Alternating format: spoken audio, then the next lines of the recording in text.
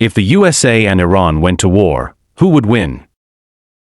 It's a question that's been floating around news headlines for years now. You've probably seen the tensions, oil tanker incidents, nuclear deals falling apart, proxy conflicts across the Middle East. But if push came to shove and these two military powers actually faced off, what would really happen? Now, before we dive in, let me be clear, nobody wants to see this conflict actually happen. War is devastating, and the human cost would be enormous. But from a purely analytical standpoint, it's fascinating to look at the numbers and capabilities on both sides. Think about it this way, you've got the world's biggest military spender on one side, a country that spends more on defense than the next 10 countries combined. On the other side, you have a regional power that's been preparing for exactly this kind of confrontation for decades, building up asymmetric capabilities and defensive strategies. It's like asking who would win between a heavyweight boxer and a martial arts expert. They fight completely differently, and the answer might surprise you. So today, we're going to break this down piece by piece. We'll look at their geography, their leadership, their military budgets, and most importantly, their actual fighting capabilities. By the end of this video, you'll understand not just who might win, but why modern warfare is way more complicated than just counting tanks and planes. Trust me, the answer isn't as obvious as you might think.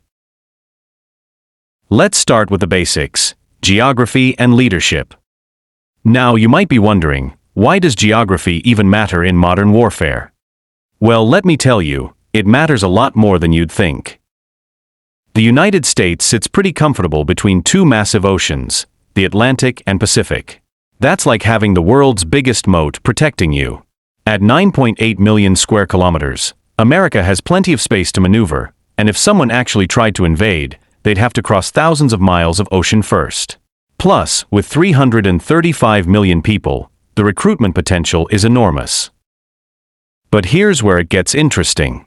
Iran might be smaller at 1.6 million square kilometers, but it's positioned like a fortress.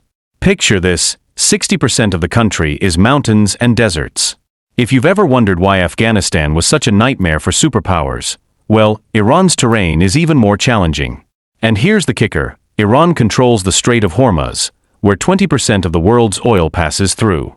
That's like having your hand on the global economy's throat. Leadership style matters huge in warfare.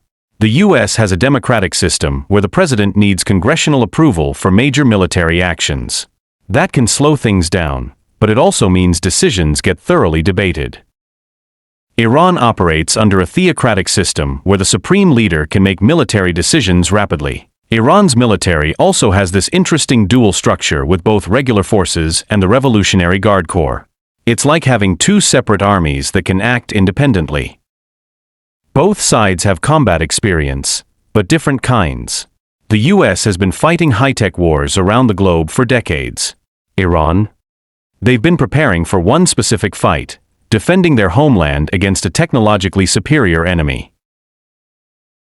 Alright, let's talk dollars and cents, because in modern warfare, money literally determines who lives and who dies. The United States drops a staggering $816 billion annually on defense. To put that in perspective, that's more than the next 10 countries combined spend on their militaries. We're talking about $816 billion. That's enough to buy every person in America a new iPhone and still have money left over. Where does all this cash go?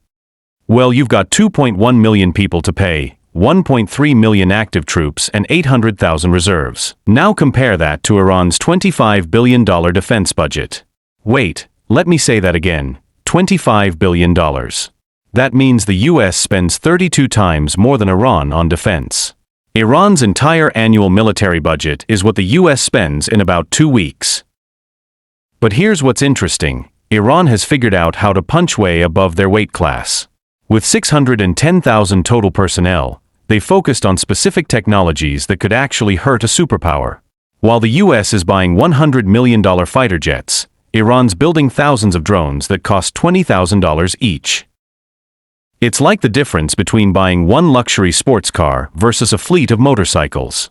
Sure, the sports car is faster and more impressive, but if you need to cover a lot of ground with limited money, those motorcycles might be the smarter choice. Air power, David versus Goliath in the skies. Let me paint you a picture of what air superiority really looks like in 2024. The United States Air Force operates over 13,300 aircraft. Think about that number for a second. That's more planes than most countries have cars in their entire government fleet. We're talking about 180 F-22 Raptors, which are basically flying computers that can shoot down enemy aircraft before they even know the F-22 is there. Then you've got 400-plus F-35 Lightning IIs. These things are so advanced they can share targeting data with each other in real time while staying invisible to radar. And that's just the fancy stuff. The US also has 450 F-16 Fighting Falcons and 220 F-15 Eagles, planes that are older but have been upgraded to the point where they're more capable than most countries' newest fighters. Now, Iran's Air Force tells a very different story. They've got about 550 aircraft total, but here's the thing. Most of them are from the 1970s and 1980s. Picture trying to fight a modern war with your dad's old computer. That's essentially what Iran is dealing with. Their most capable fighters are 60 F-4 Phantom IIs, which were cutting edge in 1960. They've got some newer Russian MiG-29s, but we're talking about 24 planes versus America's thousands. The US has roughly 24 times more aircraft than Iran, and each American plane is typically 20 to 30 years more advanced. It's not even close. If this was a basketball game, they'd call it off at halftime due to mercy rule. But here's where Iran gets clever. Instead of trying to match the US plane for plane, they've invested heavily in surface-to-air missiles and mobile air defense systems. Can't afford to control the sky. Make it too expensive for your enemy to use it. As someone who spent time studying military capabilities and modern warfare, let me walk you through this comparison in a way that's both educational and straight to the point. Think of this as your crash course in understanding how these two militaries actually stack up. Military personnel, the human factor. This is your boots-on-the-ground force, the soldiers, sailors, airmen, and Marines who actually fight the wars. Numbers matter, but training and equipment matter more. USA, 1.3 million active duty personnel plus 800,000 reserves equals 2.1 million total. Iran, 610,000 active duty plus 350,000 reserves equals 960,000 total. USA wins on quality and global reach. American forces are better trained, better equipped, and can deploy anywhere in the world. Iran has decent numbers, but most are conscripts with limited training compared to US professional soldiers. Nuclear warheads, the ultimate game changer. These are the weapons that can end civilizations. One nuclear warhead can destroy an entire city. We're talking about weapons thousands of times more powerful than the bombs dropped on Hiroshima and Nagasaki. USA, 5,500 nuclear warheads, 1,700 deployed, ready to launch immediately. Iran, 0 confirmed nuclear weapons, but could build 1 to 2 within 6 to 12 months if they choose. USA completely. This isn't even close. The US has enough nuclear weapons to destroy Iran dozens of times over, delivered by intercontinental ballistic missiles, submarine-launched missiles, and strategic bombers. Iran currently has 0, though they're working on the capability. Aircraft carriers, floating cities of destruction. What they are, imagine a small city that floats and carries 75-plus fighter jets. These are mobile air bases that let you project power anywhere on the planet. They're basically America's way of saying, we can bring our Air Force to your doorstep. USA, 11 nuclear-powered supercarriers. Iran, 0 aircraft carriers. This is like comparing a fleet of monster trucks to bicycles. Iran literally cannot compete here. Each US carrier has more firepower than Iran's entire air force. Submarines, the silent killers. These are underwater hunters that can launch missiles at cities or sink ships without being detected. Modern submarines are like underwater ghosts. By the time you know they're there, it's too late. USA, 68 submarines, including 14 that carry nuclear missiles. Iran, 34 submarines, mostly small, coastal defense only. USA wins big time. American subs are nuclear-powered and can stay underwater for months, operating anywhere in the world.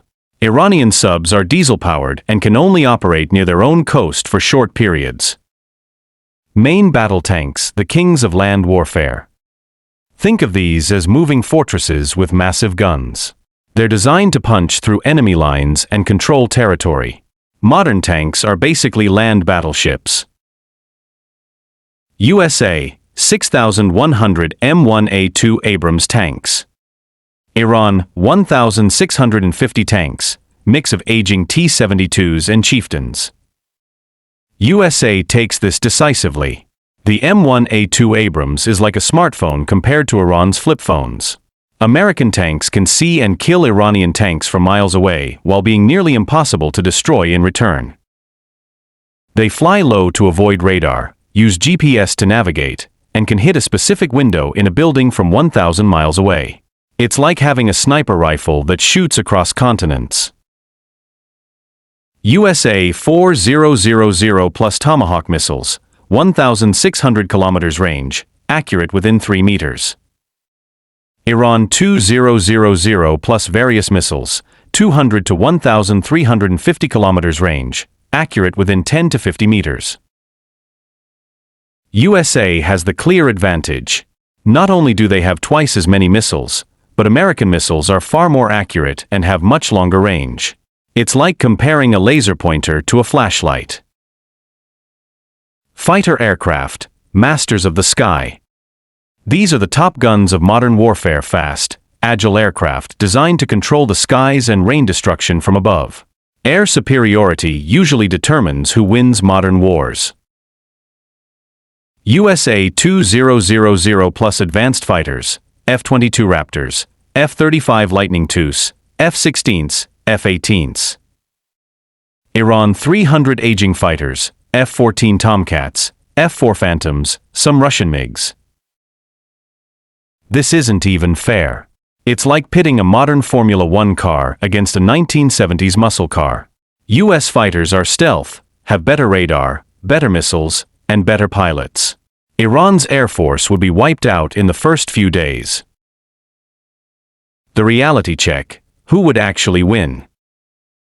Here's where it gets interesting, and this is the part military strategists really focus on. In a straight-up fight, USA wins overwhelmingly in 3 to 6 months.